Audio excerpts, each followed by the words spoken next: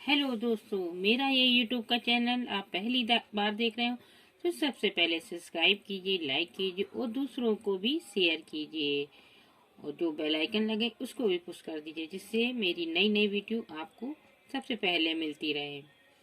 दोस्तों, आज हम आपको एकादशी की कथा सुना रहे हैं।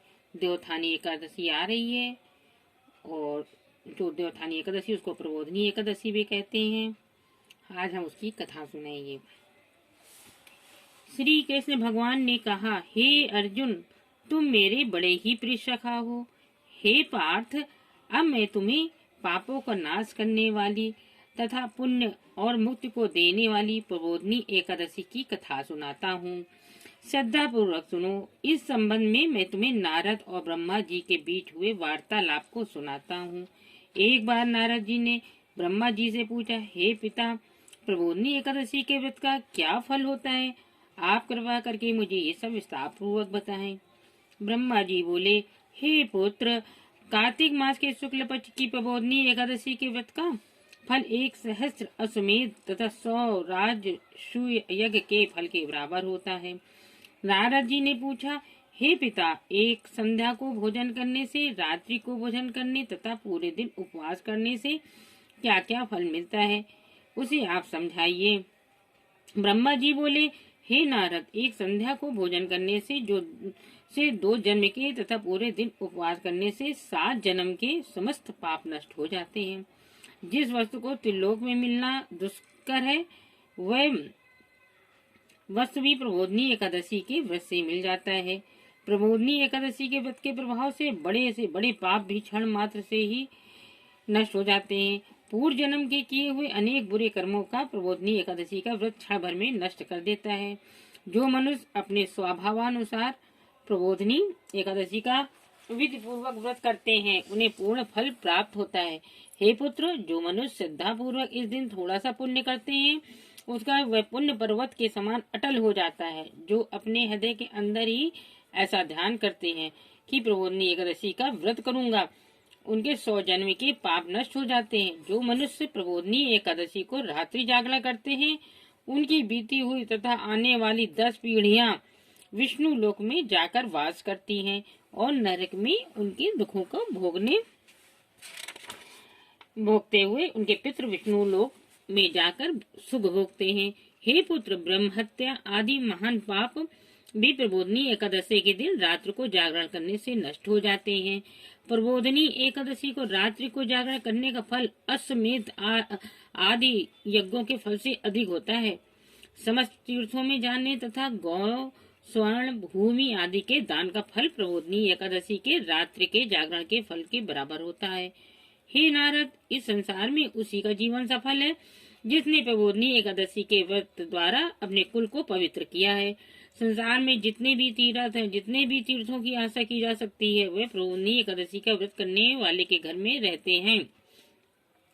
मनुष्य को समस्त कर्मों को त्यागते हुए भगवान प्रसन्नता के लिए कार्तिक मास की प्रबोधनी एकादशी का व्रत अवश्य करना चाहिए। जो मनुष्य इस एकादशी का व्रत करता है, वह धनवान, योगी, तपस्वी तथा इंद्रियों को जीतने वाला होता है, क्योंकि एकादशी भगवान विष्णु की अत्यंत प्रिय है। इसके व्रत के प्रभाव से मनुष्य पुनः जन्म नहीं लेता है। इस व्रत के प्रभाव से कायिक, वाचिक और मानसिक तीनों प्रकार के पाप नष्ट हो जाते हैं। इस एकादशी के दिन जो मनुष्य भगवान को प्राप्ति के लिए दान, तप, होम, यज्ञ आदि करते हैं, उन्हें अच्छा पुण्य मिलता है।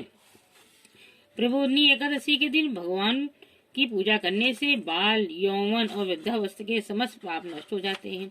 इस एकादशी को रात्रि को जागरण करने का फल सूर्य ग्रहण के समय स्नान करने के फल से सहस्त्र गुना अधिक होता है। मनुष्य अपने जन्म से लेकर जो पुण्य करता है, वह पुण्य प्रबोधनी एकादशी के व्रत के पुण्य के सामने व्यर्थ है। जो मनुष्य प्रबोधनी एकादशी का व्रत नहीं करता, उसके समस्त पुण्य व्यर्थ हो जाते हैं। इसलिए हे नारद, तुमको भी विधि पूर्वक विष्णु भगवान की पूजा करना चाहिए। जो मनुष्य कार्तिक मास में धर्मपरायण होकर अन्य व्यक्तियों को अन्न नहीं खाते, उन्हें चांद्रायण व्रत का फल मिलता है। कार्तिक मास में भगवान दान आदि से उतने प्रसन्न नहीं होते जितने कि शास्त्रों की कथा सुनने से प्रसन्न होते हैं। कार्तिक मास में जो मनुष्य भगवान की कथा को थोड़ा थोड़ा बहुत पढ़ते हैं या सुनते हैं, उन्हें 100 गायों के दान का फल मिलता है। यह सुनकर नारद जी बोले, हे परम पिता, अब आप एकादशी के व्रत का विधान कहिए और कैसा व्रत करने से कैसा पुण्य मिलता है वह भी समझाइए।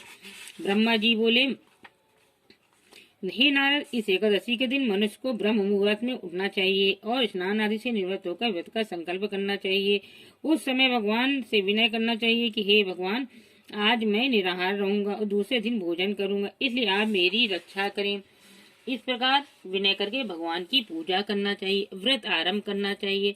इस रात्रि को भगवान के समीप गीत, नृत्य, वाद्य तथा कथा कीर्तन करते हुए रात्रि व्यतीत करनी चाहिए। प्रबोधनी एकादशी के दिन कृपणता को त्याग कर बहुत से पुष्प, अगर, धूप आदि से भगवान की आराधना करनी चाहिए। शंख के जल से भगवान को अर्घ्य देना चाहिए। इसका फल तीर्थ दान आदि से करोड़ों गुना अधिक होता है। जो मनुष्य अगस्त पुष्प से भगवान की पूजा करते हैं उनके सामने इंद्र भी हाथ जोड़ता है।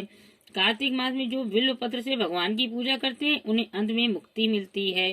कार्तिक में जो मनुष्य तुलसी जी से भगवान की पूजा करते हैं उसके 10,000 जन्मों के समस्त पाप नष्ट हो जाते हैं।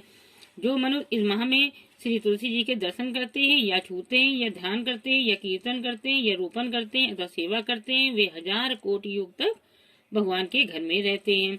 जो मनुष्य तुलसी का पेड़ लगाते हैं उनके कुटुंब में जो पैदा होते हैं वे प्रलय के अंत तक विष्णु लोक में रहते हैं। जो भगवान को कदम्ब पुष्प से पूजा करते हैं वे यमराज के दुखों को नहीं पाते। समस्त मनोवांछाओं को पूरा करने वाले भगवान कदम्ब पुष्प को देखकर अत्यंत प्रसन्न होते हैं। यदि उनकी कदम पुष्प से पूजा की जाए तो फिर बात ही क्या है।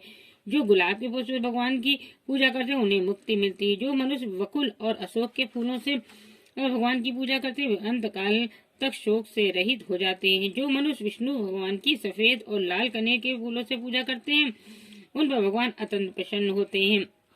जो मनुष्य विष्णु भगवान की ध्रुवादल से पूजा करते हैं वो पूजा के फल से 100 गुना फल अधिक पाते हैं। जो भगवान की समीप से पूजा करते हैं वे भयानक यमराज के मार्ग से सरलता से पार कर लेते हैं। जो मनुष्य चंपक पुष्प से भगवान विष्णु की पूजा करते हैं आवागमन के चक्र से छूट जाते हैं। जो मनुष्य स्वर्ण को बना हुआ केतकी पुष्प भगवान पर चढ़ाते हैं उनके करोड़ों जन्म के पाप नष्ट हो जाते हैं। जो पीले और रक्त वर्ण कमल के सुगंधित फूलों से भगवान की पूजा करते हैं उन्हें श्वेत दीप में स्थान मिलता है। इस प्रकार रात्रि में भगवान की पूजा करके प्रातः काल शुद्ध जल की नदी में स्नान करना चाहिए।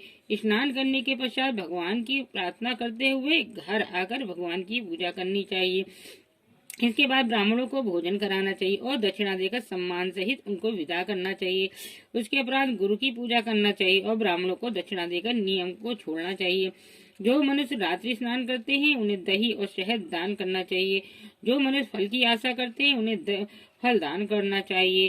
तेल की जगह घी और घी की जगह दूध और अन्नों में चावल दान करना चाहिए। जो मनुष्य इस व्रत में भूमि शयन करते हैं उन्हें सब वस्तुओं सहित सैया दान करना चाहिए। जो मौन धारण करते हैं उन्हें स्वर्ण सहित तिल दान करना चाहिए। जो मनुष्य कार्तिक मास में उपान्ह धारण नहीं करते उन्हें उपान्ह दान करना चाहिए। जो इस मास में नमक त्यागते हैं उन्हें शक्कर दान करना चाहिए। जो मनुष्य नित्य प्रति देव मंदिरों में दीप जलाते हैं उन्हें स्वर्ण या तांबे के दीप को घी तथा बत्ती सहित दान करना चाहिए। जो मनुष्य चातुर्मास व्रत में किसी वस्तु को त्याग देते हैं उन्हें उस दिन से पुनः ग्रहण करना चाहिए। जो मनुष्य प्रबोधनी एकादशी के दिन विधि पूर्वक व्रत करते हैं उन्हें अनंत सुख मिलता है, अंत में स्वर्ग को जाते हैं। जो मानव चातुर्मास व्रत को बिना किसी विघ्न के पूरा करते हैं उन्हें दोबारा जन्म नहीं मिलता। जिन मनुष्यों को व्रत खंडित हो जाता है उन्हें दोबारा प्रारंभ कर लेना चाहिए। जो मनुष्य इस एकादशी के महात्मा को सुनते हुए पढ़ते हैं उन्हें अश्वमेध यज्ञ का फल मिलता है। ये थी प्रबोधनी एकादशी माने देवउठानी एकादशी की कथा। आपको ये कथा पसंद आई हो तो सब्सक्राइब कीजिए, लाइक कीजिए और दूसरों को भी शेयर कीजिए जिससे उसको कथा का सुनने को मिले। धन्यवाद। जय श्री राधे राधे।